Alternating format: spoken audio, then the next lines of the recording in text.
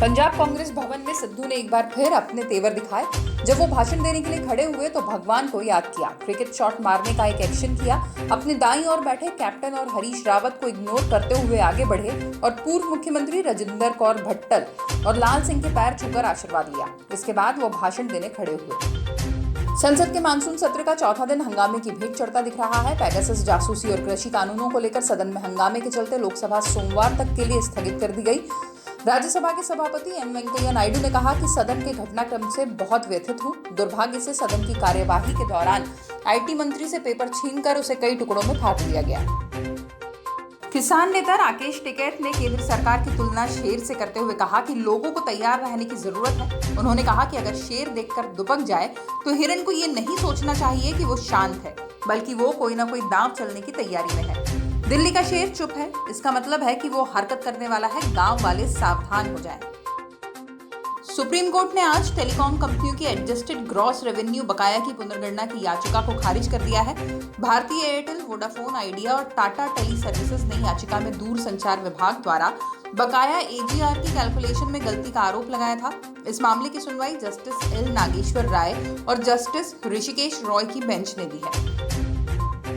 शिल्पा शेट्टी के पति राज कुंद्रा के पॉर्न मूवीज बनाने के केस में अरेस्ट किए जाने के बाद पूनम पांडे भी लाइमलाइट में है। पूनम और राज का विवाद 2019 का है, जब पूनम पांडे ने आर्म्स प्राइम मीडिया नाम की उनकी एक फर्म के साथ कॉन्ट्रैक्ट साइन किया था। पूनम ने ये कॉन्ट्रैक्ट अपने नाम से एक ऐप पाने के लिए साइन किया था, जिसके लिए उन्हें रेवेन्यू में उचित हिस्सा मिलने वाला था।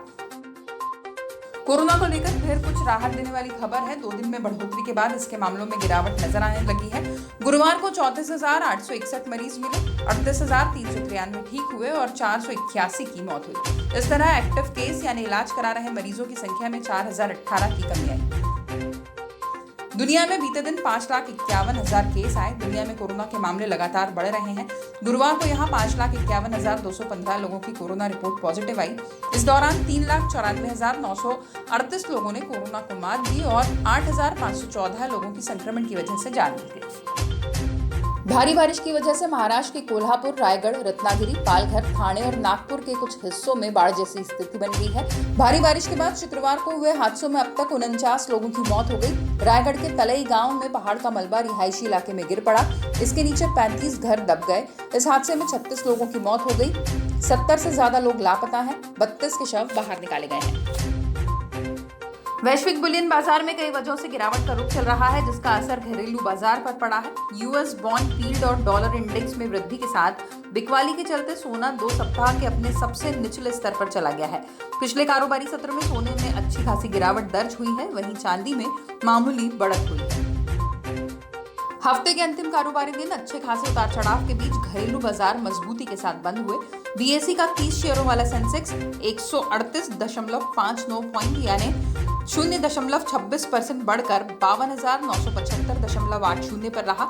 एनएसई का 50 शेयरों वाला निफ्टी 32 यानी 0.20% की मजबूती के साथ 15,856.05 पर बंद हुआ।